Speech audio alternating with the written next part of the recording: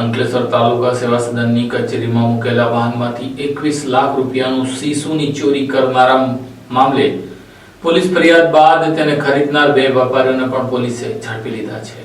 અંકલેશ્વર તાલુકા સેવા સદનમાંથી સીસાની ચોરીના ગુનામાં કુલ 9 આરોપીની અટકાયત કર્યા બાદ હવે પોલીસે ચોરીનું શીશુ ખરીદનારા વેપારીઓ પર તવાઈ લાદી છે। અંકલેશ્વર બી ડિવિઝન પોલીસની ટીમે આજે તાલુકા સેવા સદનમાંથી થયેલી ₹21.95 ના સીસાની ચોરી પૈકી કેટલોક જથ્થો ખરીદનાર બે વેપારીઓની અટકાયત કરી હતી। પોલીસે અંકલેશ્વર જીઆઈડીસીની ક્રિસ્ટલ લિવિંગ રેસિડેન્સીમાં રહેતા સુનિલ મીઠાલાલ પિનાકિયા તેમજ કાપોદ્રા ગામના તળાવડી ફળિયામાં રહેતા નિશાર અહેમદ બહેતુલ્લા ખાનની અટકાયત કરી હતી। તેમજ તેઓ પાસેથી 1390 કિલોગ્રામ શીશુ કિંમત ₹2,43,250 નો મુદ્દામાલ જપ્ત કર્યો હતો। ઉલ્લેખનીય છે કે ગત 24 ઓક્ટોબર 2024 ના રોજ રાજ્ય વેરા અધિકારી સાગબારા મોબાઈલ સ્ક્વોડે હાઈવે પર વાહન ચેકિંગ દરમિયાન એક ટ્રક રોક્યો હતો। આ ટ્રકને જીએસટી કાયદાની કલમ 130 હેઠળ ડિટેઇન કરીને અંકલેશ્વર તાલુકા સેવા સદનના પરિસરમાં મૂકવામાં આવ્યો હતો। આ ટ્રકમાંથી ₹21.95 લાખની કિંમતના સીસાની ચોરી થઈ હતી। અંકલેશ્વર બી ડિવિઝન પોલીસે આ કેસમાં તપાસ આગળ ધપાવી રહી હતી। અત્યાર સુધીમાં ભરૂચ એલસીબી તેમજ બી ડિવિઝન પોલીસે આ ચોરીને અંજામ આપનારા કુલ 9 ચોરોની અટકાયત કરી હતી। હવે પોલીસે ચોરી થયેલ જથ્થો ખરીદનારા વેપારીઓ પર તવાઈ લાદી મુદ્દામાલ રિકવર કરવાની કવાયત હાથ ધરી છે।